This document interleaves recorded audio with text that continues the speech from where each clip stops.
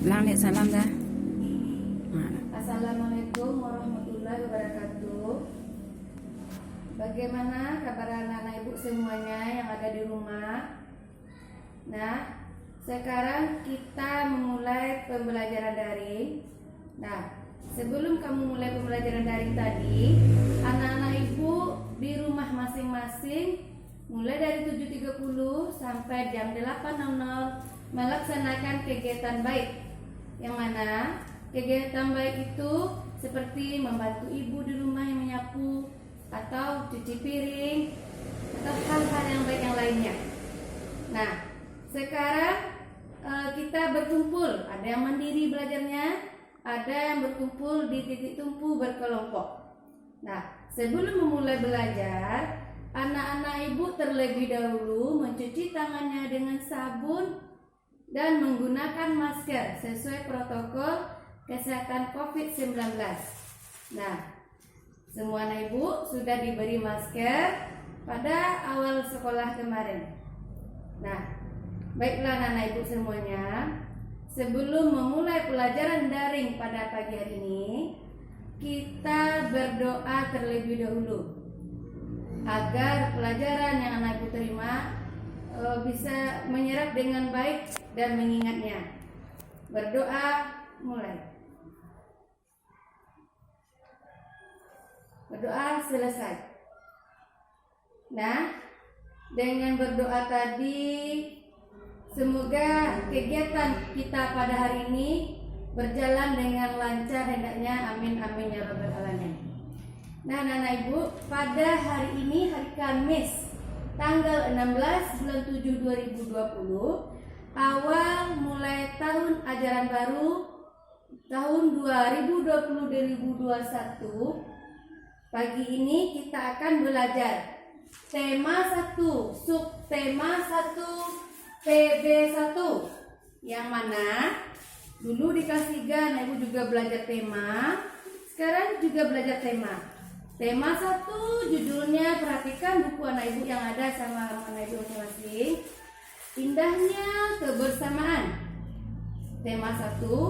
Subtema 1-nya, anak-anak ibu lihat halaman 1. Keberagaman budaya bangsaku. Keragaman budaya bangsaku. Jadi kita belajar keragaman budaya bangsa kita. Dan PB1 pada halaman 1. Nah, sebelum anak-anak ibu kita masuk ke pelajaran intinya nanti, kenapa kita belajar keragaman budaya? Agar tujuan kita belajar ini agar setelah membaca teks tentang keragaman budaya melalui pembelajaran online, anak-anak ibu dapat mengemukakan gagasan pokok di setiap paragraf dari teks tersebut dengan mandiri. Kedua, setelah membaca teks tentang keberagaman budaya melalui pembelajaran online, anak-anak ibu dapat menyajikan gagasan pokok di setiap paragraf dari teks tersebut dalam bentuk peta pikiran dengan tepat. Ketiga, setelah mengamati video tentang keragaman budaya yang ibu kirim nanti melalui WA grup, anak-anak ibu dapat menjelaskan keragaman sosial, ekonomi, budaya di provinsi setempat sebagai identitas bangsa Indonesia dengan lengkap. Keempat, setelah melakukan diskusi dengan orang tua, anak-anak ibu mampu mengkomunikasikan keragaman sosial, ekonomi, dan budaya di provinsi setempat sebagai identitas bangsa Indonesia. Yang kelima, setelah melakukan percobaan tentang beberapa bunyi-bunyian dengan benda yang ada di rumah, anak-anak ibu dapat membedakan sifat-sifat bunyi dan keterkaitannya dengan indera pendengar.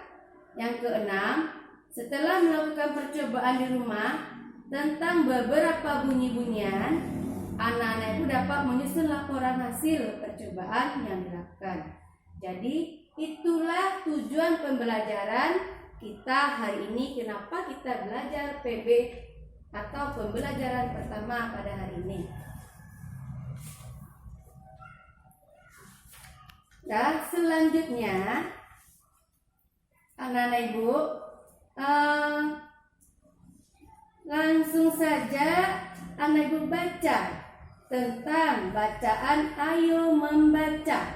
Dibuka pada halaman 1, Pawai Budaya sampai halaman 2. Nah, setelah baca nanti, ada halaman 3-nya yang pada kotak warna kuning.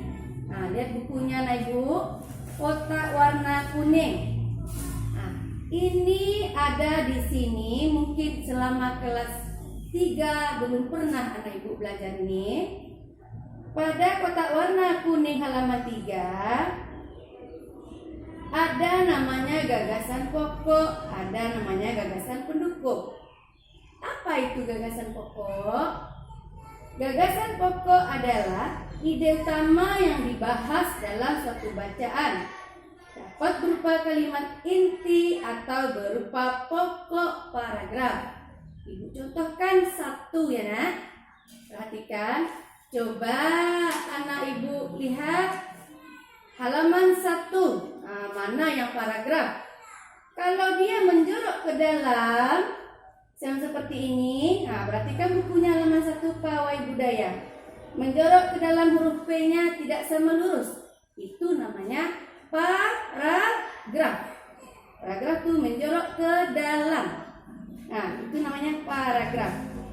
Paragraf ini terdiri dari beberapa kalimat, lebih dari 1 kalimat. Bagaimana cara mencari gagasan pokoknya? Gagasan pokok tadi adalah, kita ulangi lagi, ide utama yang dibahas dalam suatu bacaan. Ide utama, pokok pikiran utama, sama itu. Anak ibu baca, paragraf 1 ini yang sekelompok ini namanya paragraf 1. Sampai titik. Kita baca sama-sama nanti. Ibu tunjukkan 1. Paragraf 1 ini ide pokoknya adalah pawai budaya sangat menarik bagi warga Kampung Babakan. Ini merupakan ide pokoknya. Jadi atau gagasan pokok. Dia bisa terletak di awal kalimat dalam sebuah paragraf. Contohkan 1 ya nak. Paragraf 1 ide pokoknya adalah atau gagasan pokoknya adalah pawai budaya sangat menarik bagi warga Kampung Babakan. Ada lagi gagasan pendukung. Apa itu gagasan pendukung? Gagasan pendukung adalah uraian atau tambahan informasi untuk gagasan pokok. Intinya di sini adalah maksud dari gagasan pendukung uraian tambahan informasi. Tambahan informasi itu anak ibu, informasi itu pemberitahuan. Kalimat pemberitahuan boleh di awal, boleh di tengah, boleh di akhir. Nah, contohnya pada paragraf 1 tadi adalah boleh ini, Udin dan teman-teman tidak pernah bosan menanti rombongan pawai lewat. Ini kan di tengah katanya boleh ini, karena ini hanya merupakan sebuah informasi, sebuah pemberitahuan. Jadi itu 1 contoh gagasan pokok, 1 contoh gagasan pendukung. Ibu harapkan dengan yang sekilas ini anak ibu dapat mengerti apa itu gagasan pokok dan apa itu gagasan pendukung. Nah, untuk selanjutnya anak ibu, nanti setelah anak ibu membaca bacaan halaman 1 sampai 2 Pawai Budaya, ada 1, 2, 3, 4, 5 buah paragraf. Ada 5 paragraf, 5 kelompok bacaannya. Nanti anak ibu kerjakan. Dan menentukan gagasan pokok dari yang anak-anak ibu baca. Cari paragraf 3. Paragraf 3 itu berarti kelompok ketiga. Perhatikan lagi buku bacaannya. Ini 1. Ini yang nomor 2 yang menjorok ke dalam, berarti ini paragraf kedua. Yang menjorok lagi ada ketiga, berarti ini paragraf ketiga. Nah, Ibu tentukanlah gagasan pokok dan pendukung paragraf 3. Begitu juga ini keempat dan kelima. Anak Ibu buat paragraf 4 dan 5 gagasan pokok pendukungnya pada buku latihan anak Ibu. Yang di buku latihan itu nanti ditulis seperti ini nak. Buku latihan nak boleh dicampur dengan matematika nanti ya. Nama siswa, hari dan tanggal, mata pembelajaran misalnya tema 1, subtema 1, PB 1, kelas 4. Buat di gambarnya, kalau bisa ada buat gambarnya. Paragraf 3, gagasan pokok, gagasan pendukung. Paragraf 4, gagasan pokok, gagasan pendukung. Dan paragraf 5 begitu seterusnya. Nanti Ibu akan tunggu sampai pukul 16.00. 16.00 itu pukul 4 sore.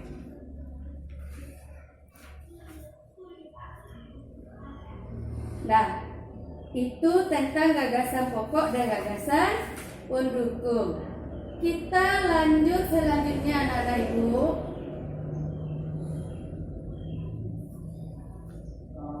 Nah, nanti anak-anak Ibu akan Ibu kirimkan sebuah video. Nah, video YouTube ada video tentang keberagaman sosial budaya di Indonesia. Nanti anak-anak Ibu tonton videonya. Nah, setelah itu agar lebih jelas materinya nanti tonton videonya. Dan ada lagi video tentang bunyi-bunyian. Seperti Ibu pukul meja ini bunyi apa? Bunyi binatang, bunyi angin yang bermacam-macam. Nanti Ibu akan kirimkan video bunyi-bunyian. Bisa anak-anak Ibu simak bunyi-bunyian tersebut.